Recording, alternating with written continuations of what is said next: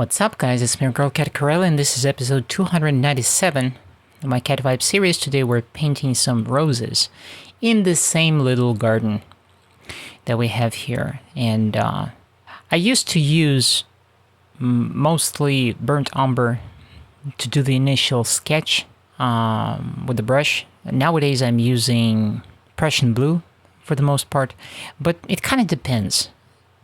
When I want to designate a warmer area, I go for raw umber, or for burnt umber, or for burnt sienna. And for cooler areas, I mark them up with Prussian blue. I kind of start with this old bristle brush. Not this one, this is a nylon brush, but the one before that. And I almost use it to kind of scratch in the sketch into the canvas. And now we're painting very, very loose and very thin right now. Little marks everywhere, and for the most part, I'm trying to lay out the structure of the composition, the most important areas, what is darker, the values, and the temperature. Because part of what I think will work for this study is the difference in temperature between the left side and the right side. On the right side you have this grass which is lit up because there is some sunlight, and to the left the leaves on the rose bush, they appear to be almost bluish, and the shade makes them look even more blue. So I'm exaggerating that and leaning more into this contrast overall, while at the same time putting the roses dead center, basically a little higher than center, and using them as this what do you call this stone, which kind of locks the other stones in place. And just as usual, it's fairly loose in the beginning and fairly thin in the beginning, and then I gradually start to emphasize more and more and lay in more and more paint. It was actually a short study, didn't take me long. It's just that that day, as far as I remember, I had to do other stuff, so I was painting for like 10-15 minutes and then getting away from the easel, doing other stuff, then returning back and continuing. So I wish I could focus a little bit, but I was distracted. Anyhow, I was having a lot of fun. Painting wet into wet is a pleasure. There is something to it. There is a sense of urgency, and I like that sense of urgency of painting wet into wet.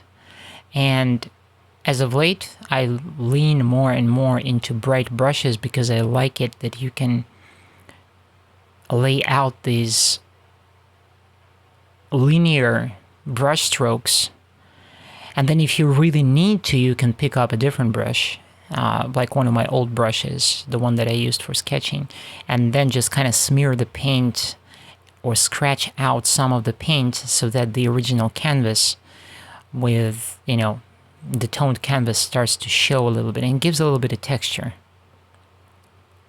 if needed. But a bright brush is such a wonderful thing, really. And putting this little brush strokes, and essentially,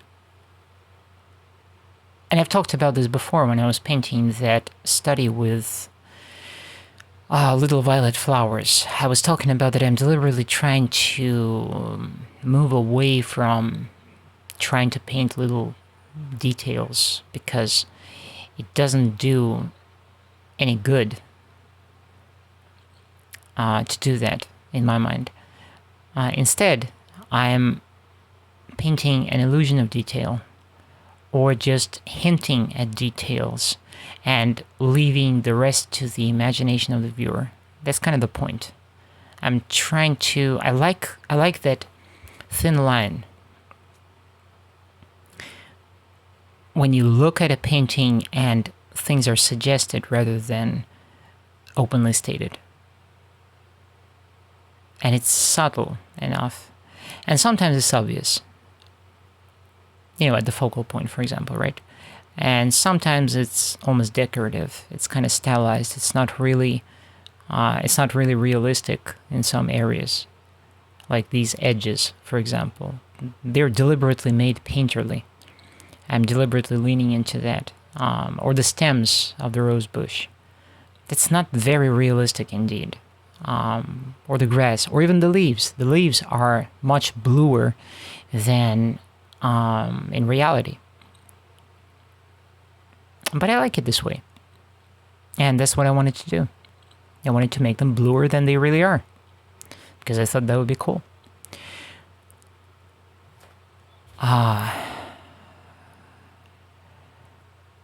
And I'm having a whole little series of these flowery garden paintings. A whole bunch of them. This is the second, and then there's going to be like another 4 or so of them. And this is just one series. I think I will do some more a little later, but for that I will need to get me some canvases roughly of the same size, and then lean into another small little series of something. You know, it might be still life, might be flowers, something like this. Oh, there's the finished work. There you go. Very soon, I will be uploading my works to Etsy in large batches. So all of these works will start to show up with a price tag on them. And if you want to purchase anything, you will have a place where to go and to buy. So far, if you want to commission with me, or you want to purchase one of my paintings that you see here, you can reach out to me directly through my email, or leave me a comment on my YouTube channel. An email is preferable, and I'll tell you the price and what's the shipping going to be like. With that being said, thank you very much for being with me, and until next time.